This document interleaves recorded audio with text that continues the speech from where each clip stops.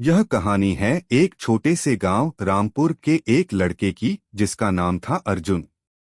रामपुर एक साधारण सा गांव था जहां ज्यादातर लोग खेती करते थे और बच्चों की पढ़ाई 8वीं या 10वीं के बाद छूट जाती थी।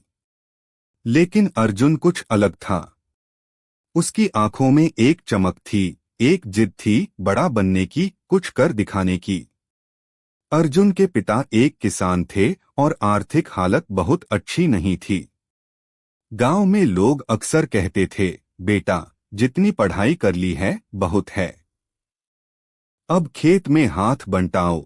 लेकिन अर्जुन के मन में एक सपना था। वो इंजीनियर बनना चाहता था, बड़े बड़े पुल और इमारतें बनाना चाहता था।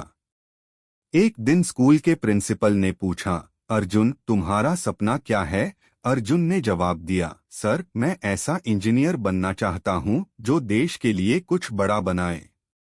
पूरा स्कूल हंस पड़ा क्योंकि गांव से अब तक कोई बच्चा इंजीनियर बना ही नहीं था। लेकिन अर्जुन ने हंसी को अपनी ताकत बना लिया।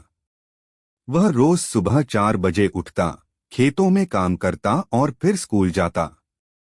रात में देर तक लालटेन की रोशनी में पढ़ाई करता। 12वीं की परीक्षा में अर्जुन ने टॉप किया। उसके पास कॉलेज जाने के लिए पैसे नहीं थे, लेकिन उसने हार नहीं मानी। उसने अखबार बांटने का काम शुरू किया, बच्चों को ट्यूशन पढ़ाया और अपने कॉलेज की फीस खुद भरी। वो एक सरकारी इंजीनियरिंग कॉलेज में दाखिल हुआ। शहर की जिंदगी, नई भाषा, नई तकनीकें, सब कुछ उसके लिए नया था। कई बार उसने खुद को टूटा हुआ महसूस किया, लेकिन हर बार उसे माँ की बात याद आती, बेटा अगर सपना बड़ा है तो मेहनत भी बड़ी करनी होगी। अर्जुन ने कॉलेज में भी कड़ी मेहनत की और अंतिम वर्ष में उसे एक बड़ी अंतर्राष्ट्रीय कंपनी में नौकरी मिल गई। जब वह पहली बार गांव लौटा तो गांव के लोग दंग रह गए। वो वही अर्जुन था, पर अब एक बड़ा इंजीनियर बन चुका था।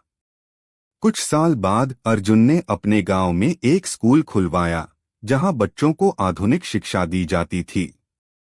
उसने गांव की सड़कों की मरम्मत करवाई और सबसे बड़ी बात, उसने गांव के बच्चों को यह विश्वास दिलाया कि अगर सोच बड़ी हो तो कोई भी मंजिल दूर नहीं।